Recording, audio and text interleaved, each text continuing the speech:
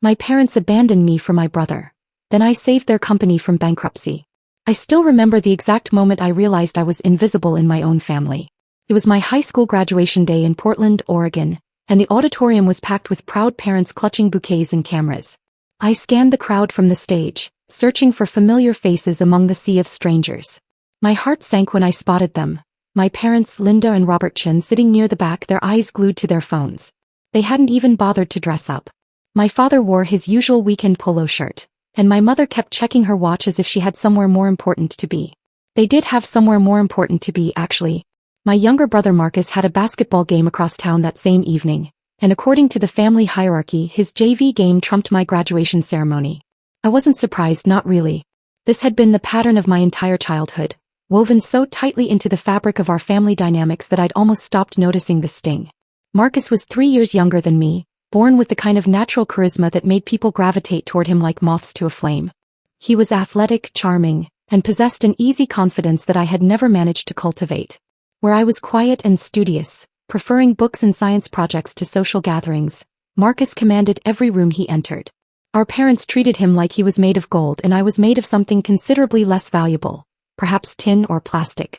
Growing up in our comfortable suburban home in the West Hills neighborhood of Portland, I watched as my parents poured their resources, attention and dreams into Marcus while I became little more than background scenery. When he wanted to join an elite basketball training program that cost thousands of dollars, they wrote the check without hesitation. When I asked for money to attend a robotics competition in Seattle, my father told me we needed to watch our spending. When Marcus got AC in English, they hired him a private tutor. When I brought home straight A's, they nodded absently and reminded me that grades weren't everything. The worst part wasn't the material disparity, it was the emotional absence. My mother never asked about my day, my interests, my dreams. My father didn't know what subjects I excelled in or what career I hoped to pursue. They showed up to every single one of Marcus's games, even the ones where he sat on the bench, but they missed my science fair presentation where I took first place. They displayed his participation trophies on the mantle like they were Olympic medals, while my genuine academic awards stayed in a box in my closet. Chin Manufacturing was the family business, a mid-sized company my grandfather had founded in the 1970s that produced specialized industrial components for the aerospace industry. It had been moderately successful for decades, providing our family with a comfortable upper-middle-class lifestyle.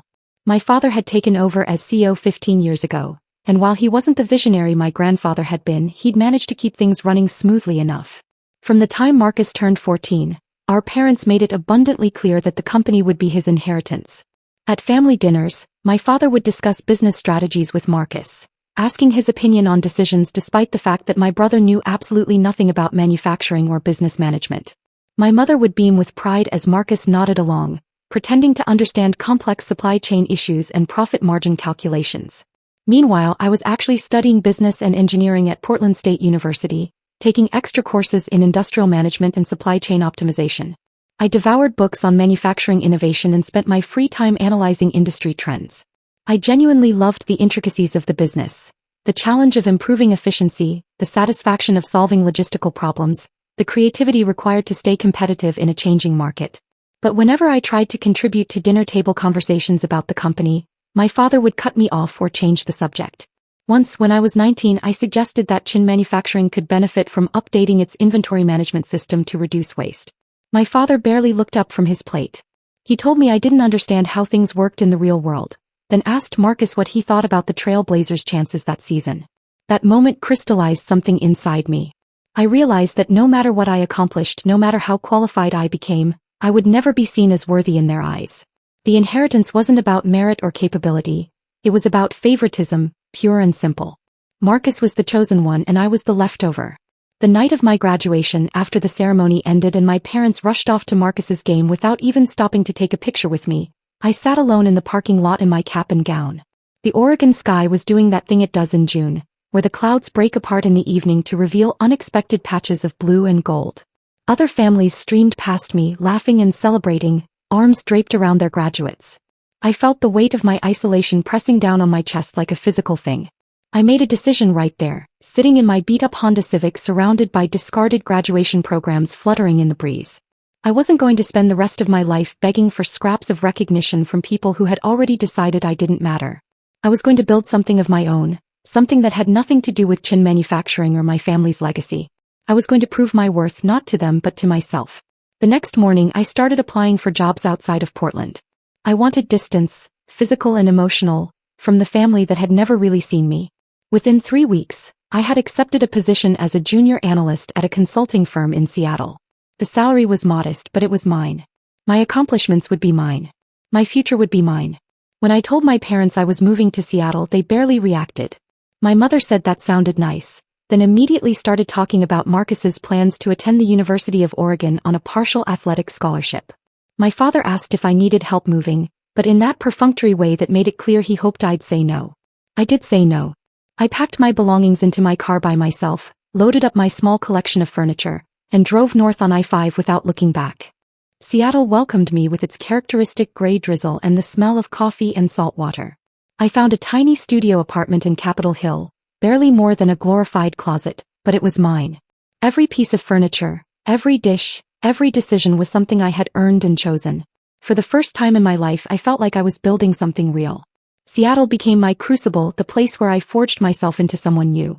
The consulting firm where I worked, Cascade Strategy Group, specialized in helping struggling manufacturing companies optimize their operations and return to profitability.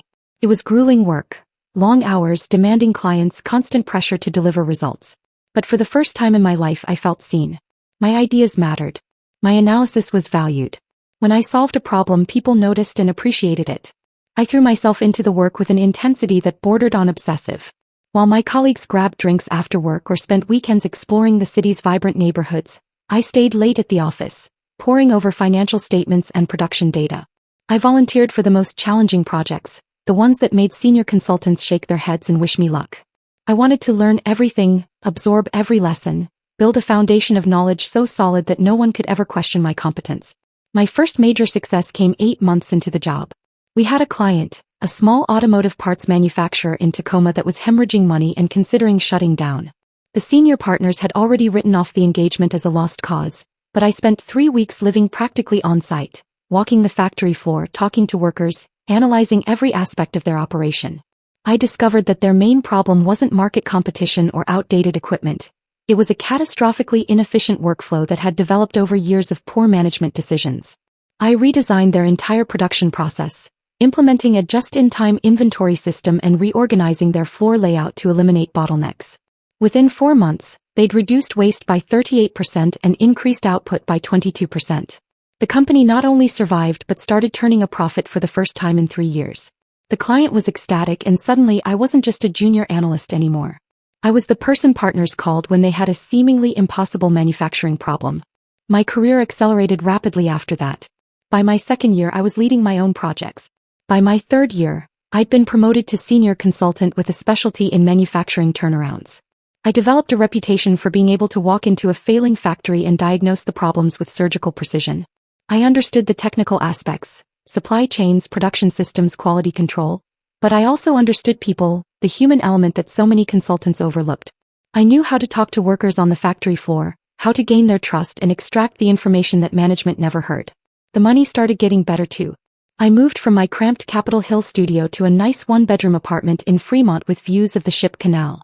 I bought myself a reliable car, a sensible Toyota that didn't break down every other month. I started building savings, investing wisely, planning for a future that was entirely self-made. Every paycheck felt like validation, tangible proof that I had value in the world even if my family couldn't see it. I didn't go home to Portland often.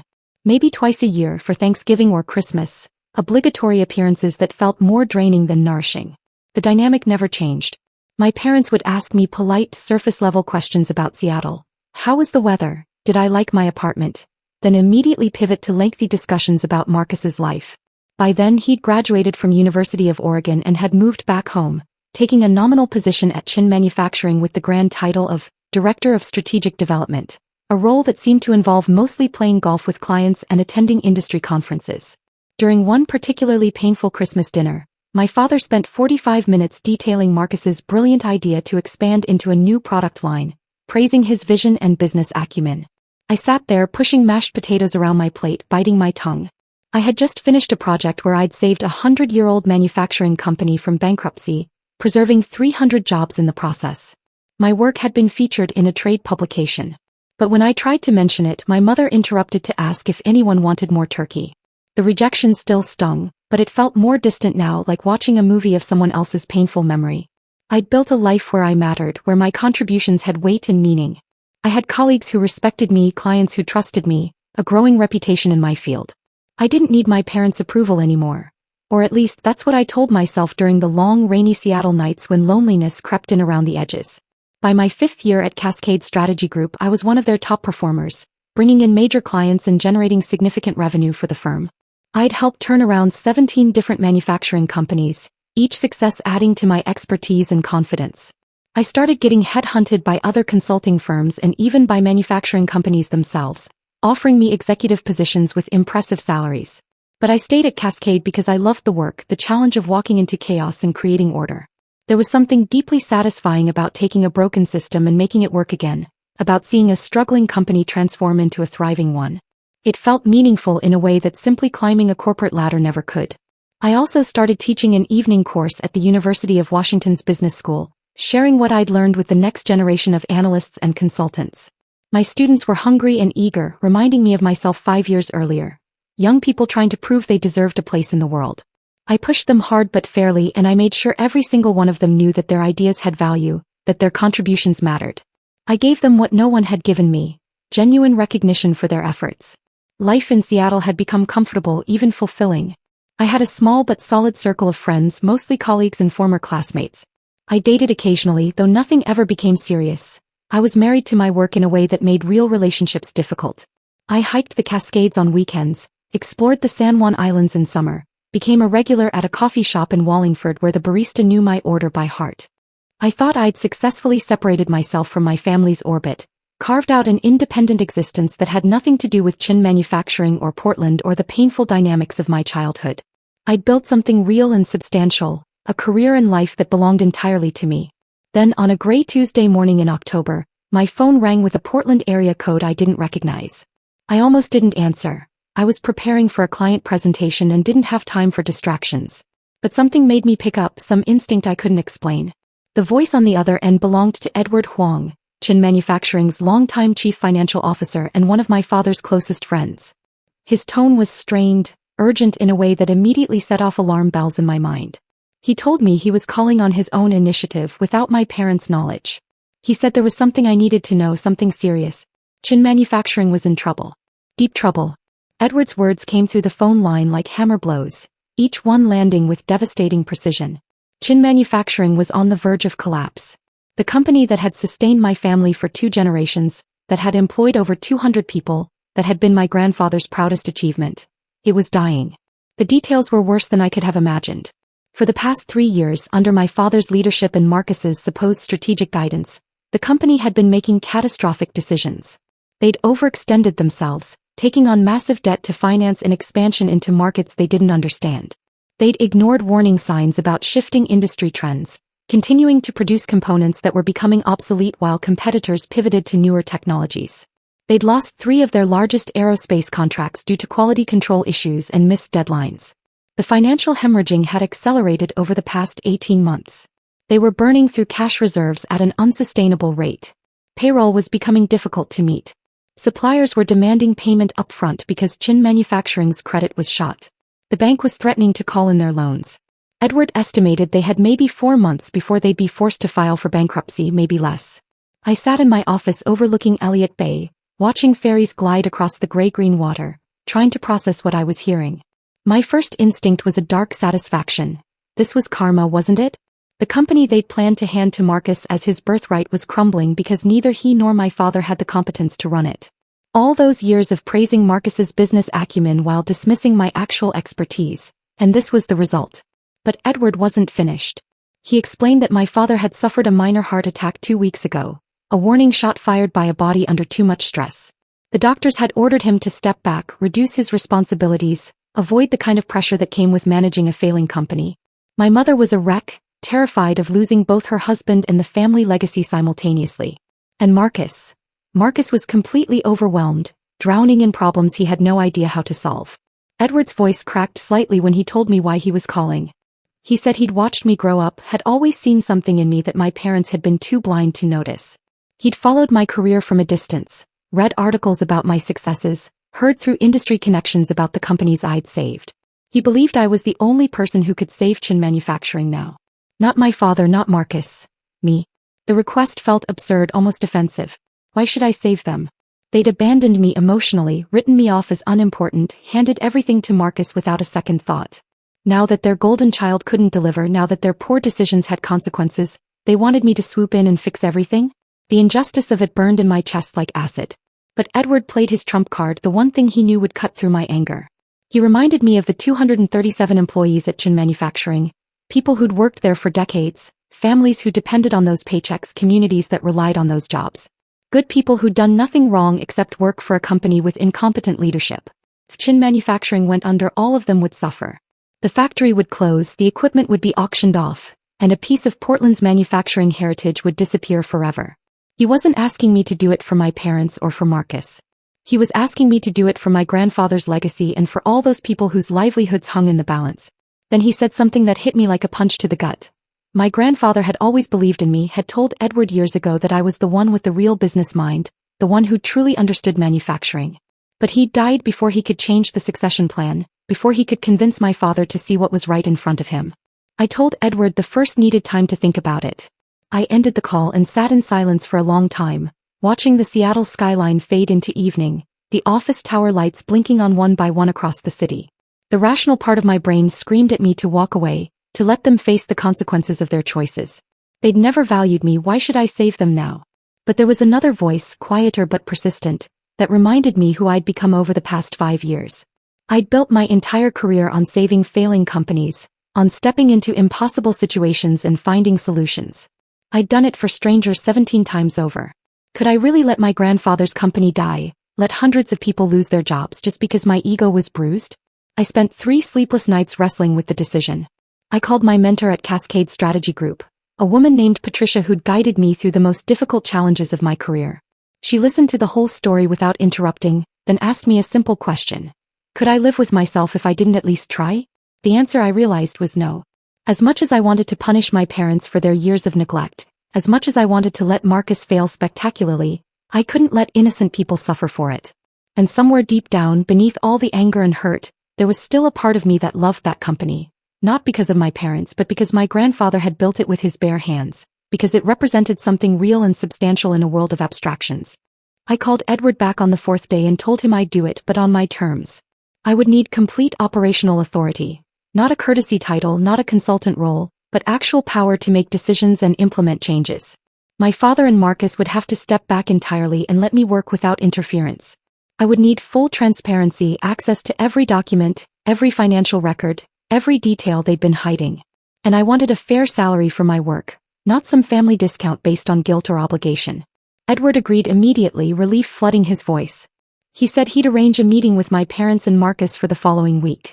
He warned me that it wouldn't be easy, that my father's pride was wounded and Marcus was defensive about his failures. But desperate times had made them willing to accept help from anywhere, even from the child they'd discarded.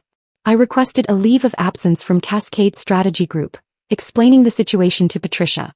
She approved it without hesitation, telling me that this was exactly the kind of challenge I'd been training for, that she had complete confidence in my abilities.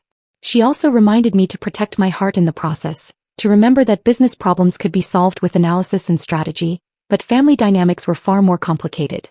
I packed a suitcase with enough clothes for several months, not knowing how long this would take.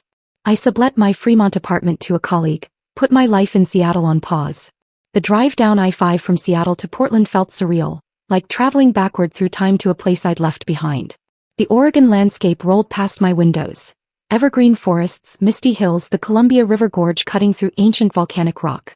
As I crossed the Columbia River into Oregon, the Portland skyline emerging through the autumn haze, I felt a strange mix of emotions swirling in my chest. Anxiety about what I was walking into, anger at my family for creating this mess, determination to prove what I'd always known about myself, and underneath it all, a tiny flicker of something I didn't want to name. Maybe it was hope that in saving the company, I might finally earn what I'd been denied my entire life. The meeting was scheduled for the next morning at Chin Manufacturing's office, the same building I'd visited countless times as a child, back when my grandfather would let me explore the factory floor and explain how everything worked. I checked into a hotel near the airport, too wired to sleep, reviewing the preliminary financial documents Edward had sent me. The numbers were even worse than he'd described. I stayed up until 3 in the morning, analyzing spreadsheets and production reports, building a mental framework of the problems I'd be facing.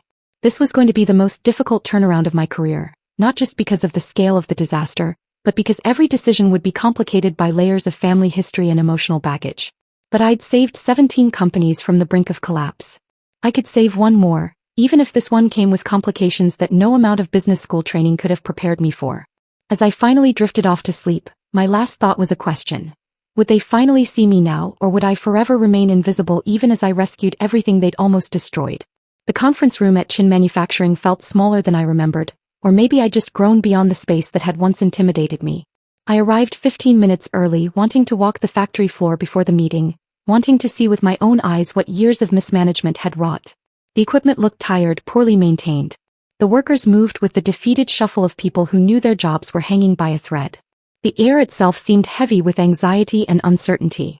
When I entered the conference room, they were already there. My father, mother, and Marcus sitting on one side of the table like defendants awaiting judgment. Edward sat at the head, his expression carefully neutral. My father had aged dramatically since I'd seen him last Christmas.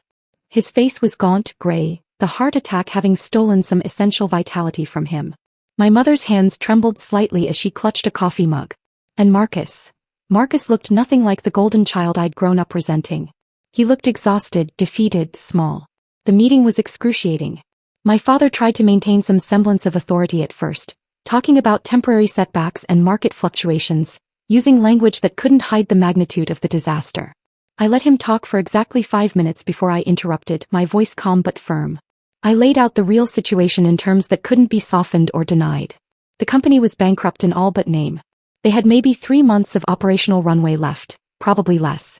Every single major decision made over the past 3 years had been wrong. Strategically wrong, financially wrong, operationally wrong. Marcus tried to defend some of their choices, his voice rising defensively, but I cut through his arguments with the precision of someone who'd analyzed hundreds of failing companies. I showed them the data, the projections, the undeniable evidence of systematic incompetence. I wasn't trying to be cruel, but I needed them to understand the reality of what they'd done, the consequences of their choices. My mother started crying quietly, and for a moment I felt my resolve waver. But I pushed forward. I told them that if I was going to save this company, we'd do things my way. Complete operational control. No interference. No second-guessing. Marcus would step down from his director position immediately. My father would remain as CEO in title only for appearances with clients and investors, but all actual decisions would go through me. They would have to trust me to do what they'd never believed I could. The silence that followed was profound. My father looked at my mother, then at Marcus, then down at his hands. I could see decades of assumptions crumbling behind his eyes, the painful realization that the child he'd dismissed was now the only thing standing between his legacy and oblivion. Marcus stared at the table, his jaw clenched, unable to meet my eyes. It was my mother who spoke first, her voice barely above a whisper. He said yes. She said they'd do whatever I needed, that they had no choice. She said something else too, something that caught me off guard. She said she was sorry. Not a full apology, not an acknowledgement of all the years of neglect, but it was something. A crack in the facade. I moved back to Portland that week, renting a small apartment in the Pearl District. I hit the ground running, working 18-hour days, 7 days a week. The first month was triage, stopping the bleeding, stabilizing the patient. I renegotiated payment terms with suppliers, convincing them to give us breathing room by showing them a realistic turnaround plan. I met with the bank, using every ounce of credibility I'd built over 5 years to secure a temporary extension on the loans. I cut costs ruthlessly but strategically, eliminating waste without destroying the company's core capabilities. I spent hours on the factory floor talking to workers, learning the systems, identifying bottlenecks and inefficiencies. I discovered problems that management had been completely blind to, outdated processes that wasted materials, quality control gaps that led to rejected shipments, communication breakdowns between departments that created costly delays. Many of the workers remembered me from childhood visits with my grandfather. They opened up to me in ways they never had with my father or Marcus, sharing insights that proved invaluable. The second month was about strategic repositioning. I analyzed market trends and identified where Chin Manufacturing could realistically compete. We couldn't go head-to-head with massive competitors in traditional aerospace components. That ship had sailed. But there was a growing demand for specialized components in the emerging electric aviation sector, a niche market where our capabilities and expertise could give us an advantage. I pivoted our production focus, retrained workers, and started aggressively pursuing contracts in this new space. I also fixed the fundamental operational problems. I implemented the same systems and processes I'd developed over years of consulting work. Lean manufacturing principles, just-in-time inventory management, quality control protocols that actually worked. I reorganized the management structure, promoting capable people who'd been overlooked and removing dead weight. I was fair but uncompromising, and slowly the company started to stabilize. By month 3, we'd stopped the financial hemorrhaging. By month 4, we'd secured our first major contract in the electric aviation sector, a multi-year deal with a promising startup that was developing urban air mobility vehicles. The workers started showing up with energy again, pride replacing the defeated shuffle I'd seen on my first day back.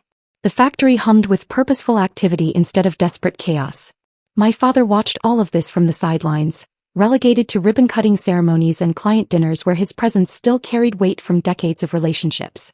I could see the confusion in his eyes every time he looked at me, as if he was seeing me clearly for the first time and struggling to reconcile this competent, decisive person with the child he'd ignored for so many years. He started asking me questions sometimes, genuinely wanting to understand the changes I was implementing. It wasn't warmth, but it was acknowledgement. Marcus was a different story. He'd taken a job at a local commercial real estate firm, something more suited to his actual talents. Networking, relationship building, surface-level charm. He avoided me mostly, the weight of his failure too heavy to face directly. But one evening, 6 months into the turnaround, he showed up at my apartment unannounced. We sat on my small balcony overlooking the city lights, drinking beer in uncomfortable silence for a long time. Then he apologized. Not for everything, not for the years of being the favorite while I was invisible, but for failing the company, for not being what everyone had believed he was. He said he'd always known deep down that I was smarter, more capable, more deserving. He said living with that knowledge while being treated like the golden child had been its own kind of prison. I didn't know what to do with his apology. The anger I'd carried for so long didn't disappear, but it shifted somehow, became less sharp. I realized that we'd both been victims of our parents' expectations. Him elevated to a position he couldn't fulfill, me dismissed despite my abilities. Neither of us had chosen the roles we'd been assigned. 8 months after I'd returned, Chin Manufacturing secured a contract with a major aerospace manufacturer to supply components for their new electric aircraft program. It was the kind of deal that would stabilize the company for years, that would allow us to hire back workers we'd had to let go, that would cement our position in this emerging market. The day we signed the contract, Edward pulled me aside and told me that my grandfather would have been proud. That meant more to me than any praise from my parents ever could. The turnaround took just over a year in total. Chin Manufacturing went from the brink of bankruptcy to profitability, from obsolescence to innovation, from a company circling the drain to one with a viable future. Industry publications wrote about it as a case study in successful pivoting. I was invited to speak at manufacturing conferences, to share the strategies that had saved a family business from collapse. My parents tried to reconnect with me during that year, awkward attempts at relationship building that felt decades too late. My mother started calling regularly, asking about my life with what seemed like genuine interest. My father invited me to dinners where he'd ask my opinion on things, actually listening to my answers. They were trying in their limited way to repair what they'd broken. I engaged with their efforts, but cautiously, with boundaries firmly in place. I'd learned not to need their approval, not to measure my worth by their recognition. Their acknowledgement was nice, but it wasn't the foundation of my identity anymore. I'd built that foundation myself in Seattle, through 5 years of proving my value to people who actually saw me. As the 1-year anniversary of my return approached, the board of directors, which now included external members I'd insisted on bringing in, offered me the position of CEO. My father would transition to chairman emeritus, a ceremonial role that honored his years of service while removing him from operational control. The company I'd saved would officially become mine to lead, not through birthright or favoritism, but through merit and demonstrated competence. I accepted the position, but on my own terms. I insisted on implementing a professional management structure, bringing in talented executives from outside the family, building something sustainable that didn't depend on dynasty or nepotism. Chin Manufacturing would survive and thrive not because it was a family business, but because it was a well-run business that happened to have family involved. On my first day as official CEO, I stood in my grandfather's old office, now my office, looking out over the factory floor. The machines hummed efficiently, workers moved with purpose, the air felt different than it had a year ago. I'd saved this place not for my parents or even for Marcus, but for my grandfather's memory and for the hundreds of people whose lives depended on these jobs. The irony wasn't lost on me. I'd spent 5 years in Seattle building a life separate from chin manufacturing, proving I didn't need my family's business to succeed. Then I'd come back and saved that very business, demonstrating definitively that I'd always been the one who should have inherited it. The validation I'd spent my childhood craving had finally arrived, but it came in a form I'd never expected, not as a gift freely given, but as something I'd seized through my own competence and will. My relationship with my parents remains complicated, probably always will. We have dinner occasionally, conversations that are warmer than before but still carry the weight of all those missed years. Marcus and I have developed a tentative friendship, bonded by our shared understanding of family dysfunction. We're not close, but we're no longer adversaries. Sometimes, late at night in my office, I think about that graduation day years ago when they couldn't be bothered to put down their phones, when Marcus's JV basketball game mattered more than my milestone. I think about all the awards they never celebrated, the achievements they never acknowledged, the person they never saw. And then I look around at what I've built. Not just the saved company but the career, the reputation, the life I created entirely on my own terms. I think about the workers who still have jobs because I came back, about my grandfather's legacy continuing because I had the skills no one bothered to cultivate in me, about the respect I earned through merit rather than birth order. The abandonment shaped me, no question about that. It drove me to prove myself, to build capabilities that eventually became the exact skills needed to save what they'd almost destroyed. In a twisted way, their neglect created the person capable of rescuing them from their own failures. I don't know if that makes it all worth it. The childhood pain doesn't disappear just because adult success follows. But I do know this. I finally see myself clearly, and that vision doesn't depend on anyone else's perception. I know my worth, I've proven my capabilities, and I've built something meaningful.